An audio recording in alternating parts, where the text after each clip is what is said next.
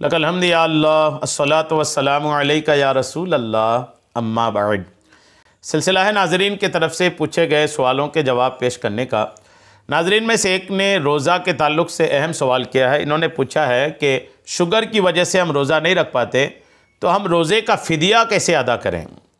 रोज़े के फ़िदिये के ताल्लुक़ से इनका सवाल है। आइए जवाब पर गौर करते हैं कि किस तरह की बीमारी में आदमी फ़िदिया दे सकता है, किस तरह की बीमारी में आदमी पर रोज़े का फ़िदिया नहीं बल्कि रोज़े की क़ज़ा लाजिम होगी, क्या इसकी सूरत हाल है। आइए तवज्जो के साथ जवाब सुनिए।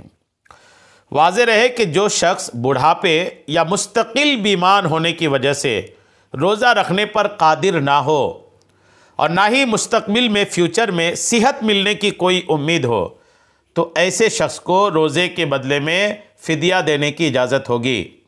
पहले तो आप ये सुन लीजिए, यही समझ लीजिए, पहले हर बंदा फ़िदिया नहीं दे सकता रोज़े का।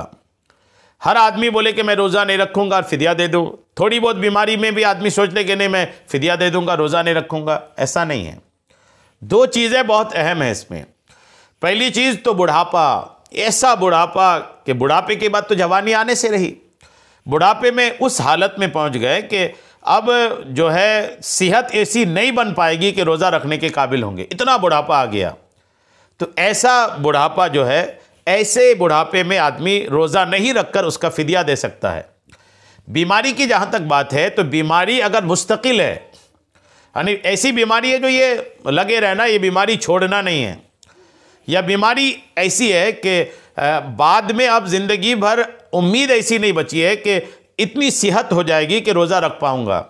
अगर इस दर्जे की बीमारी है, या तो बीमारी मुस्तकिल है या ऐसी बीमारी है कि जिसमें रमज़ान के बाद ज़िंदगी भर भी उसको सही होने का इम्कान नहीं है, तो ऐसे बीमार को भी इजाज़त दी जाएगी कि वो फ़िदिया अदा करे।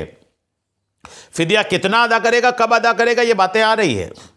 हल्की बीमारी आई है, उम्मीद है कि ठीक हो जाऊँगा, वो बंदा फ़िदिया नहीं अदा करेगा, वो ठीक होने का इंतज़ार करेगा। जब ठीक हो जाएगा तो अपने रोज़ों की क़ज़ा अदा करेगा।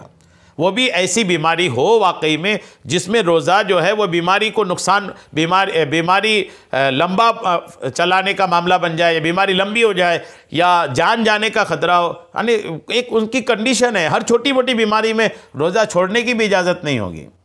वाकई में अगर कोई हकीम हाज़िक जो दीनदार भी हो, इस तरह का बंदा कह दिया कि आप रोज़ा आपके लिए नुकसानदेह है, या उनके अपने तजर्बात से साबित हो को मैं रोज़ा रखता हूँ तो बीमारी बढ़ जाती है, या बीमारी देर से ठीक होने की बात हो, तब जाके कोई बात होगी, रोज़ा छोड़ने की इजाज़त होगी। उसमें फ़िदिया की बात जहाँ तक होगी तो फ़िदिया तब अदा करने की इजाज़त दी जाएगी जबकि बीमारी या तो मुस्तकिल हो, ऐसी बीमारी का भी ये लगी रहेगी, या इतनी बीमारी है कि अब सही होने के इम्कानात नहीं हैं, तो जाके उन्हें फ़िदिया की इजाज़त दी जाएगी। अब फ़िदिया कितना अदा करेगा तो सुनिए।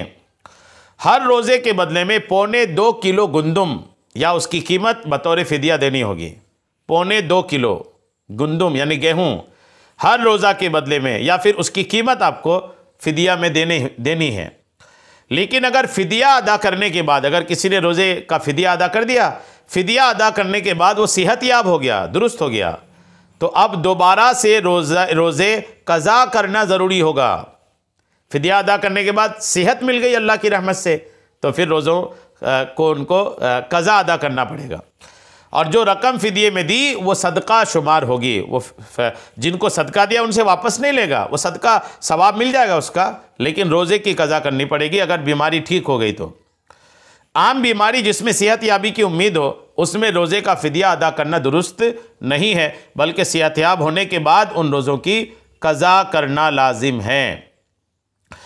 अगर कोई बंदा उज़्र की वजह से रोज़े के बदले में फ़िदिया देना चाहता है तो रमज़ान शुरू होने के बाद पूरे रमज़ान के रोज़ों का फ़िदिया अदा कर सकता है।